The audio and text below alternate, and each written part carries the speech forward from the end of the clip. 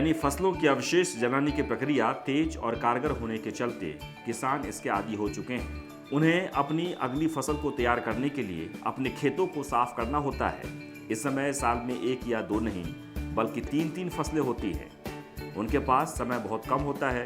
ऐसे में एक एक दिन मायने रखता है, क्योंकि किसानों को अपने खेतों से हो रही आय में गिरावट दिख रही है। वे इस गिरती आय की हर आखिरी बूंद को निचोड़ देना चाहते हैं। यही वजह है कि 1970 के दशक से पराली जलाने का सिलसिला बदस्तूर जारी है। जैसे ही पंजाब, हरियाणा, उत्तर प्रदेश के कुछ हिस्सों में कंबाइंड हार्वेस्टर दिखाई पड़ने लगे, वैसे ही हाथ से कटाई कम होती चली गई और पराली की समस्या भी बढ़ती गई। खेतों में लगी फसलों को काटने वाली नई मशीनें फसल के डंठल को जमीन के नीचे पर्याप्त गहराई तक नहीं काट पाती हैं। इसलिए गेहूं या धान की कटाई के बाद फसलों के अवशेष जमीन के 1 इंच या 1 फुट ऊंचे चिपके हुए रह जाते हैं। हाथ से या अन्य मशीनों के जरिए खेतों को साफ करने के लिए अतिरिक्त लागत की जरूरत होती है। इस लागत से बचने के लिए किसान भूसे को जला देते हैं और इसी को आसान भाषा में पराली जलाना कहते हैं। फसल की बुआई और कटाई खेती का पुराना रूप है, जिसका अर्थ है कि कृषि बायोमास शब्द अक्षय ऊर्जा का सही अवतार है। सरल शब्दों में कहें तो ये तब तक रहेगा जब तक किसानों के पास खेती की जमीनें रहेगी। वहीं घटते संसाधनों या आंशिक आपूर्ति के बारे में चिंता करने की कोई जरूरत नहीं है। बायोमास ऊर्जा आज या आने वाले पीढ़ियों के लिए हमेशा रहेगी। कृषि वैज्ञानिक पराली की समस्या से निजात पाने के लिए बायोमास प्रोजेक्ट स्थापित करने पर जोर दे रहे हैं। इससे पर्यावरण पर कोई उल्टा प्रभाव नहीं पड़ता, बल्कि कमी को भी कम लागत में दूर किया जा सकता है। आमतौर पर देखा जा रहा है कि बढ़ता मशीनीकरण, पशुधन की घटती संख्या, कंपोस्टिंग के लिए आवश्यक लंबी अवधि और अवशेषों का आर्थिक रूप से कोई व्यवहारिक वैकल्पिक उपयोग न होना आदि खेतों में पराली जलाने के कुछ उत्तरदायी कारण हैं, जिसके परिणाम स्वरूप वैश्विक तापमान और वायु गुणवत्ता, मिट्टी के स्वास्थ्य और मानव स्वास्थ्य पर प्रतिकूल प्रभाव पड़ता है। अब आपको बताते हैं बायोमास असल में है क्या।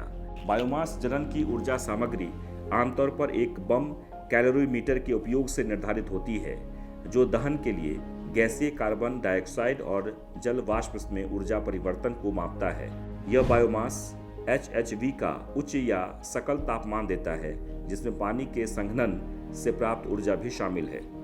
वहीं पराली की समस्या के जड़ जमाने के बाद नीति निर्धारक एकदम से हरकत में आ गए हैं। उन्होंने इस मसले के हल को लेकर किसानों के सामने हैप्पी सीडर और सुपर सीडर जैसी उन कृषि मशीनों को पेश कर दिया, जिनसे बाद में आने वाली इस समस्या का हल निकाल सके।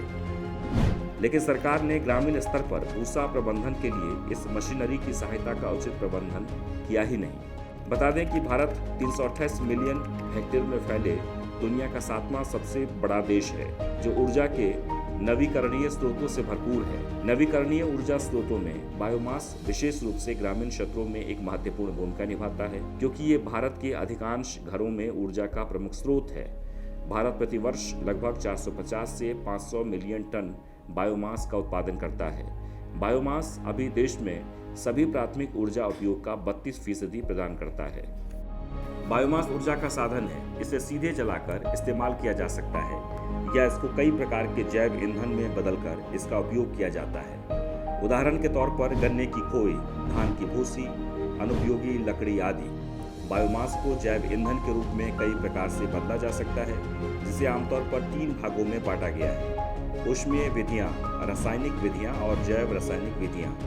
ऊर्जा उत्पादन की शब्दावली में बायोमास उन सभी जीवधारी पदार्थों को कहते हैं जो या तो जीवित हैं या कुछ ही समय पूर्व मरे हैं। बता दें कि बायोमास मानव ज्ञात सबसे पुराना ईंधन है, जो सबसे अधिक उपयोगी है। वर्तमान में यह ऊष्मा और विद्युत उत्पादन का स्वच्छ और दक्ष स्रोत भी है। जो अक्षय ऊर्जा का महत्व बढ़ता जा रहा है, त्यों बायोमास का उत्पादन भी बढ़ता जा रहा है। प्रायः बायोमास का अर्थ जैव ईंधन प्राप्त करने के लिए उत्पादित वानस्पतिक पदार्थों को ही कहा जाता है, लेकिन इस शब्द का उपयोग जंतु और पौधे उन सभी वस्तुओं के लिए होता है जो रेशे, रसायन या जैव ईंधन के उत्पादन में उपयोगी होते हैं, जिसमें बायोमास जैविक रूप से नष्ट किए जाने वाला कचरा भी शामिल है। इसको जलाकर ईंधन का काम लिया जाता है, लेकिन बायोमास में वे कार्बनिक पदार्थ शामिल नहीं हैं जो हजारों सालों के भूगर्भीय परिवर्तनों के परिणाम स्वरूप कोयला या पेट्रोलियम आदि में बदले गए हैं। वे जीवाश्म ईंधन कहलाते हैं। बायोमास कई रूपों में पाया जाता है। इसे आसानी से ठोस, गैस या द्रव ईंधन के रूप में बदला जा सकता है। कृषि में कैरियर और बिजनेस की भरपूर संभावनाएं हैं। यही कारण है कि यह क्षेत्र इस समय इनोवेटिव आइडिया लेकर आगे बढ़ रहा है। पब्लिक प्राइवेट हिस्सेदारी पर भी जोर है। Indian council for agriculture research भारतीय कृषि को लगातार अग्रसर करने का काम कर रही है। इन केंद्रों से खेती की आधुनिक तकनीक, बारीकी जानकारियां हासिल की जा सकती हैं। बढ़ी जागरूकता के कारण किसान भी अब एडवांस तकनीक का प्रयोग करने के लिए शिक्षा को महत्व दे रहे हैं। विशेषज्ञों के मुताबिक कृषि एक ऐसा क्षेत्र है जिसमें मिलने वाले रोजगारों के विकल्प अन्य सेक्टरों से कहीं अधिक है। इसलिए पूरे देश में केंद्र सरकार और कृषि वैज्ञानिक किसानों को बायोमास मैनेजमेंट करने के लिए प्रेरित कर रहे हैं।